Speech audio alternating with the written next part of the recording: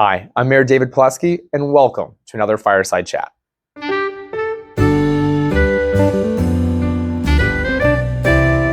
Well, today we're glad to be able to welcome the Mayor of Warrenville, David Brummel. So thank you so much for joining us, Mayor Brummel. My pleasure. I hope I can be helpful. Absolutely. So when did Warrenville get home rule? 2004. And was that via population or via referendum? Referendum. Can you tell us about how that process went for the community? Sure. I was an alderman at the time, so I was active in the process. We ended up getting a 65% support when we had the vote for the referendum for the community. So I think we did a pretty good job of education and a pretty good job of allaying the fears of people who thought it was a power grab of some sort, which certainly it is not. It's more about local control of the future of the community. And that's what we told people. That's what we used as our main argument, that why should the state limit what we're able to do locally? We are in the best position to determine that. Teasing on that whole idea of kind of local control and whatnot, you know, it's celebrating the 20th anniversary of your home rule status. What has local control meant for Warrenville, and are there things that you can point to, whether it's economic development or just other policies that the board has been able to implement because of that new authority? Well, one of the things that people worried about was we would have more control over how we could raise taxes. We were very upfront with that at the beginning. For one, we promised people that we would abide by the tax cap going forward. We have done that every single year. Sent a resolution to the county abiding by the tax cap, so we've kept that promise. We told them that we had a couple of taxes that we needed to institute. One was a home rule sales tax, and the other was a slight increase in our entertainment tax. Okay. We indicated why we wanted to do that, what that tax money would be used for, and I think that's very important for people. They don't want to just hear, oh, we want more tax money and we're going to throw it into the pot. So tell them you have a specific need and say, here's what we're going to do with it. That's exactly what we did. So those were the three things that had to do with taxes.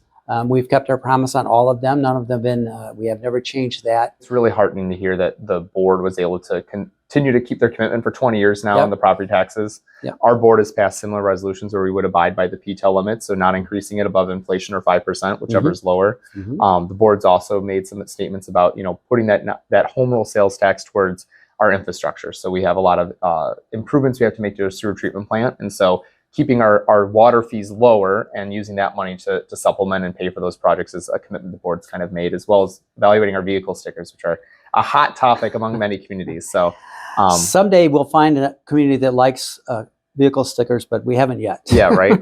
I wanted to kind of tease a little bit more out on what you had said about more control over economic development and how that gives you some more abilities to structure better deals. Can you elaborate a little bit more on that for us? Recently, we are looking at some redevelopment that involves city-owned property. From our perspective of the legal end of it, we have a lot more ways that we can structure deals that are not available to us without home rule. And you guys have had some pretty substantial deals recently. We have probably, I want to say over the last 10 or 15 years, $300 to $400 million worth of new development. That's fantastic. And it's all been very positive.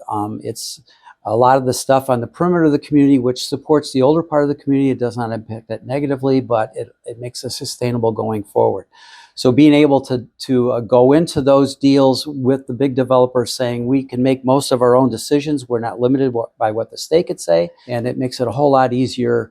I think you get more confidence from the people that you're dealing with because you're able to make those decisions and make things move forward without having to go worry about what the state restrictions are. Absolutely. And I think, well, no two communities are alike. There's a lot of similarities that we all hold in that regard. And I think we are maybe very similar in terms of that development opportunity, where probably our periphery, Roselle, Lake Street, and Nergy Road in particular, are great hotbeds for activity. They're just right for something to happen. But I think we run into a lot of issues that come up, whether it's regulatory and other burdens that make that harder for us to really work to get those bigger redevelopment goals achieved. And so I think it's great to hear your perspective on that. I think people have started to realize that this artificial distinction between home rule and non-home rule is not a good thing to have. It's not useful. It doesn't serve any purpose. Obviously, Dillon Rule says you can only do what we say you can do, which is very limiting. Home rule says you can do anything that's not prohibited by the state. People find that a little bit frightening, but I would just point to the history of the communities that have gone home rule. If your community has been responsible up until now, they're going to continue to be responsible. It's good to keep in mind, though, if something went south somehow, home rule is reversible by referendum. Absolutely. And it's also reversible by any of the people that put it in there. They can be removed from office. So people have local control of their government, and that local control is then delegated to our representatives, and if they use it responsibly, everything's fine. Absolutely. Any closing thoughts on your part about home rule or your experience with it? I think the bottom line is that it makes us more aware of doing things by the book, but the book has got a few more chapters that gives us the opportunity to continue to do things in creative ways, which is really, really important in today's economic climate.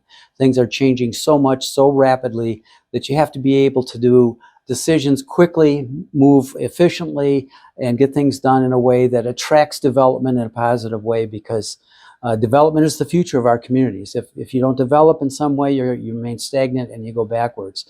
So making that development in a way that's helps the sustainability of the community, fits into the older part of the community, supports the older part of the community. I think if you're home rule, you're in a much better position to make the decisions, to make all those good things happen. Yeah. Well, Mayor Brummel, thank you so much for joining us today. My pleasure. All right. Take care. Yep.